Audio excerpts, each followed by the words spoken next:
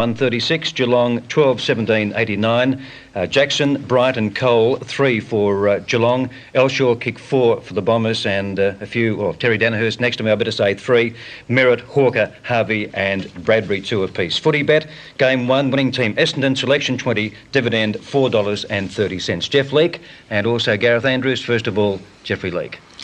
Well, with Melbourne's weather back to normal, the Dons really came back and they showed their best today, and they do like the dry ground. All the wanted skills, the most wanted skills that the Dons can produce, came out today. They're a tall side, they're a high marking side. They did this with Danaher and Walsh and Van der Haar being strong in that department. Their long kicking, it was a treat to watch their long kicking today, and also their kicking to position. They can run and they're very flexible, and they move forwards to backs and backs to forwards as they do with Danaher and Van der Haar and Merritt and Walsh, and very important and a great thing to see it as, for a side with only a few weeks off the finals.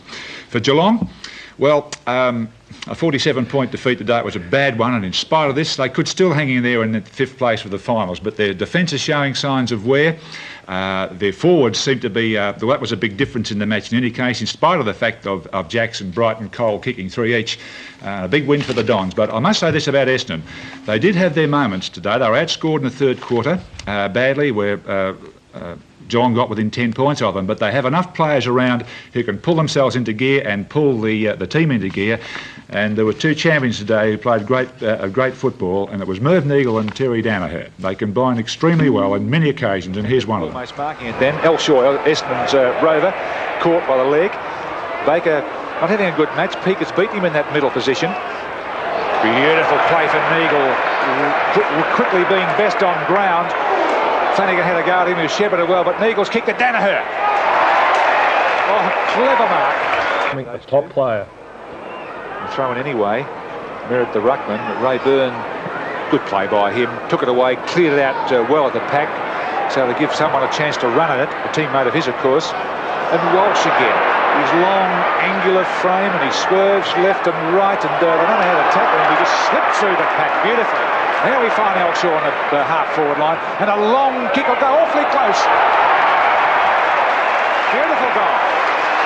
Stuffing out of Donnell in one attempt. Duckworth's kick travels almost to the wing. Peak with superb judgment, came in, a lot of dash.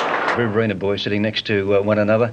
I know Jeff and Gareth have a couple of questions for you. My first one, Alan Jean said on the footy show, I think a couple of Friday nights ago, that the Bombers, he felt, had improved 20% this year. What's your assessment? Oh, I think so. I think the main difference with us this year has been the improvement of young players, Peter, coming from the under-19s up through to the reserves, and Gareth just mentioned one player there in young Mark Harvey, along with Mark Thompson and Chris Waterson and these types of players, with young Mark Eustace playing well in the seconds, and Peter Banfield. We're trying to give them all a bit of a run, but unfortunately at the moment that's a good thing about it at the club. We've got plenty of pressure from the reserves on the senior players, and we've got to perform.